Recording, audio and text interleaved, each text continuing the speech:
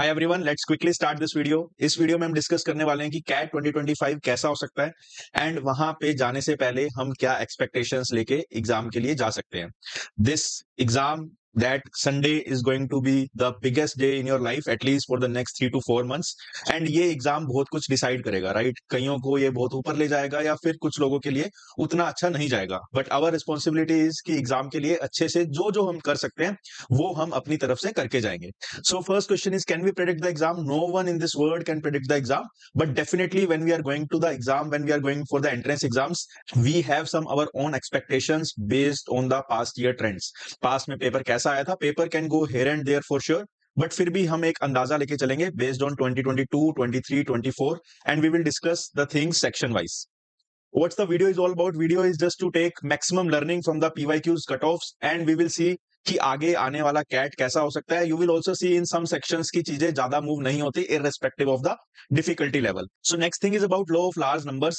So according to this law कि अगर इतना बड़ा पूल है 2.5 लाख कैंडिडेट्स एग्जाम देने जा रहे हैं and if there are 1 or 2 questions which are easier और difficult, the average will not move a lot. So आपकी जो स्कोर वर्सेस परसेंटाइल है उसमें बहुत ज्यादा सिग्निफिकेंट चेंज यहाँ पे नहीं आने वाला।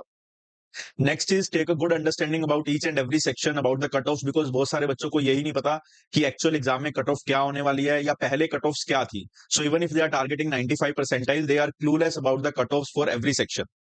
सो let's see, let's start with the VARC। VARC की अगर बात करें, so I have taken 80 percentile, 85 percentile. 80 percentile is the general cut off for a lot of colleges to clear the section.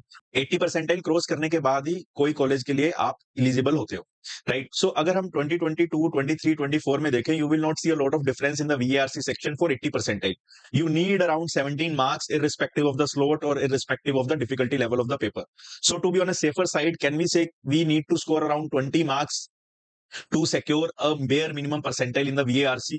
Yes, we can definitely say that, but for the students who are scoring single digit in the VARC, do not worry about these numbers. These numbers may seem lot bigger as of now, but जब आप paper करोगे, because everything will be decided based on the attempt, based on the marks that you're gonna get in the final exam. तो अभी अगर number नहीं भी आ रहे तो उसकी आपको टेंशन नहीं लेनी, और do not think about too much about your current scores or about the difficulties that you are facing at this stage. So likewise, if we see 90 percentile cutoff, 95 percentile में अगर आप देखोगे तो you need around 28, 29 marks to secure 95 percentile.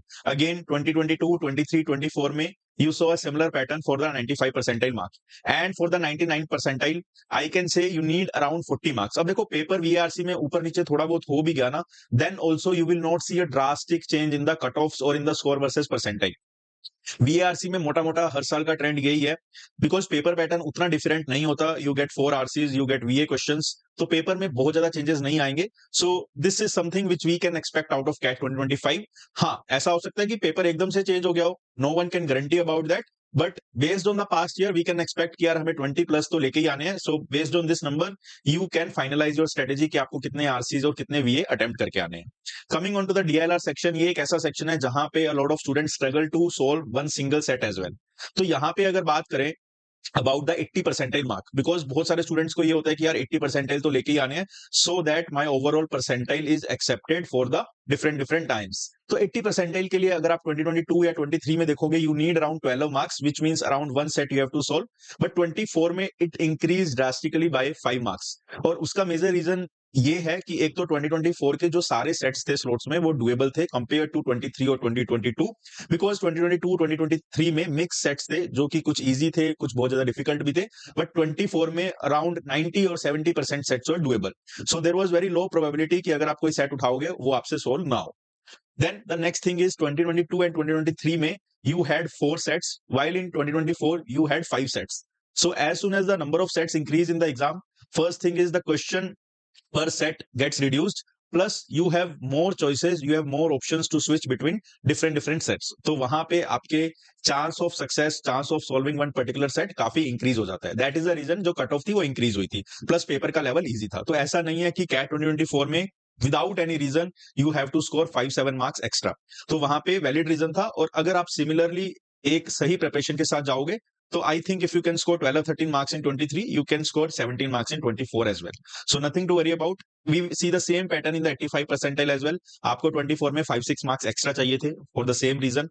90 percentile में भी if you see, है ना, तो जब भी मैं कह सकता हूँ कि पेपर अगर 2022 या 23 के लेवल का आया, that means moderate लेवल का पेपर आया, not extremely difficult. So you need around 21 marks to score 95 percentile. 21 marks is equivalent to around 2 sets, right? Or less than 2 sets to be precise, right? तो अगर आप एक set पूरा कर लेते हो और 2-3 क्वेश्चंस बाकी इधर उधर से ले लेते हो, then you are clearing 95 percentile. So after this you should be relaxed. You should understand कि मुझे पेपर में 400 सेट से 500 सेट्स के पीछे नहीं भागना. I have to judiciously select 1 or 1.5 sets. अगर मैं उतना भी अच्छे से कराऊंगा तो मेरा अच्छे से परसेंटाइल आ सकता है. और अगर पेपर इजी आया, so you can see in 2024 to secure 95 percentile you need 7 extra marks. तो कहीं ना कहीं 7 एक्स्ट्रा मार्क्स सुनने में बहुत ज्यादा लग रहे हैं, but if you convert that into the number of questions, you just have to solve 2 और 3 क्वेश्चंस एक्स्ट्रा. वो बहुत ज्यादा बड़ा नंबर नहीं है, because you are getting 1 set extra. पहले 4 सेट्स आ रहे थे, अब 5 सेट्स आ रहे हैं, तो आपके लिए तो पेपर वैसे ही इजी बन गया. So if the paper becomes easy, then you have to show your skills कि मैं इजी पेपर में ज्यादा नंबर लेके आ सकता हूं, right? You can not be the same person in the difficult and in the easy paper. Then 99 percentile की बात करूं तो again same trend, right? Generally you need around 28-30 marks to cross 99 percentile mark. But in 2024, you need around 38 marks. So a lot of things depend on the D-Day. A lot of things depend on how you understand the set on that day only. But still, I would suggest focus too much on crossing 85 और 90 percentile. ये आपके confidence को बहुत ज्यादा improve करता है. और जैसे ही DLR में आपको कॉन्फिडेंस आना स्टार्ट होता है, चीजें अपने आप क्लिक होना स्टार्ट हो जाती है. बट अगर आपका कॉन्फिडेंस उतना अच्छा नहीं है ड्यूरिंग द एग्जाम, तो आपको चीजें आती हुई भी DLR में सोल्व नहीं होती. So for the CAT 2025, I have just one suggestion कि अगर पेपर हार्ड आया या मॉडरेट आया, तो आप कहीं ना कहीं टारगेट करना to secure more than 20 marks. 20 marks is also good enough. And अगर पेपर थोड़ा सा इजी आ रहा है, तो I am pretty sure eventually you will end up scoring more than 25-27 marks with the same set of preparation. Coming on to the quants, देखो quants की story बहुत ज्यादा डिफरेंट है, बिकॉज क्वांट्स में lot of student struggle with the complex formulas, or even a lot of students struggle just to understand the basic questions. But if you see the score versus percentile, you hardly need to solve 5 or 6 questions correct to secure a very good percentile. और 5-6 question जैसे ही आप करोगे, and when you have 22 questions to select from, और उसके बाद तुम्हें बस 5-6 क्वेश्चन ही करने हैं, तो वो कोई बहुत बड़ा टास्क नहीं है. A lot of you can do that. It's just that you have to do right selection in the exam. Talking about 85 percentile, तो ईयर ऑन ईयर अगर आप देखोगे तो डेटा बहुत ज्यादा चेंज हो रहा है, राइट? अब देखो same law applies here of large numbers कि paper 2024 was way easier than 2022. But if you see the score versus percentile, तो 2024 और 2022 का बहुत ही सिमिलर है. तो ये डेटा तो हमें यही सजेस्ट कर रहा है कि 2022 और 2024 का जो पेपर लेवल था वो एकदम बराबर था, एक दूसरे के एकदम बराबर था, because score versus percentile is ditto same. But you have to understand one thing कि कभी भी पेपर अच्छा आया, a lot of students will score high, but a lot of students or the another set of students are there which will score same or lower than their expectations. So first you have to beat those kind of candidates, ताकि आप एक easy exam में पहले तो एक अपना जो expectation है वो फुलफिल करो, और उसके बाद 7-8 नंबर आप एक्स्ट्रा लेके आओ. So if you are clear with this thing, then I think your paper is going to be super good. So just for 90 percentile, right? CAT 2023 I think was the hardest in last 5 to 6 years. But अगर आप 90 percentile देखोगे, that you are in the top 10 percentile, तो उसके लिए आपको बहुत ज्यादा कुछ करना नहीं पड़ रहा था वो एग्जाम में. You have to be very selective and you have to pick around 4 or 5 questions. Believe me, if you start selecting the questions from the very beginning, right? और आप कुछ इजी क्वेश्चंस को अटेम्प्ट कर रहे हो और कुछ डिफिकल्ट क्वेश्चंस को छोड़ रहे हो, तब 4-5 क्वेश्चंस करना बहुत इजी हो सकता था. बट वो एग्जाम में अगर आप कंफ्यूज हो गए, अगर आप उलझ गए, तो 14 नंबर या 15 नंबर स्कोर करने बहुत डिफिकल्ट भी हो सकते थे. So it's not always about कि एग्जाम में क्या क्वेश्चंस आ रहे हैं. इट ऑल्सो डिपेंड्स कि आप कैसा एग्जाम में परफॉर्म कर रहे हो और कौन से क्वेश्चंस पे अपना अटेंशन या फोकस दे रहे हो. First 10 to 15 minutes in the quant section is very important. If your performance is not that good in the first 10 to 15 minutes, believe me, the rest of the 20-25 minutes gonna be very confusing for each one of you. सो पहले 10-15 minute में सिर्फ वही questions करो जो आपको 101% आते भी हैं और जो दिखने में इजी लग रहे हैं. Then same case with the 95 percentile. अगर आप क्वेश्चन वाइज देखोगे तो you need to score around, और you need to correct around 7 questions. तो 7 क्वेश्चंस को करेक्ट करना भी बहुत बड़ा टास्क नहीं है, but there are certain conditions attached to that, right? आपको कुछ गलत क्वेश्चन में उलझना नहीं है. आपको अगर डिफिकल्ट क्वेश्चन दिखा है तो उससे दूर भागना है. इजी क्वेश्चन दिखा है तो सबसे पहले उसको प्रायोरिटी पे अटेंड करना है, और कुछ बायसनेस लेके नहीं जानी. ऐसा नहीं है कि आपको प्रॉफिट एंड लॉस आता है, बट वहां पे अगर आपसे क्वेश्चन सोल्व नहीं हो रहा, so it's okay to leave that question rather than spending 5 to 10 minutes on a single question, because you have a lot of choices. You're going to get 22 questions. 22 questions means easily you can give around 4 to 5 minutes per question. Even if you give 4 to 5 minutes per question, you will end up solving 7 to 8 questions easily. तो अगर 7-8 question एकदम net correct आप करके आ गए, so in any year you are going to cross 95 percentile at least.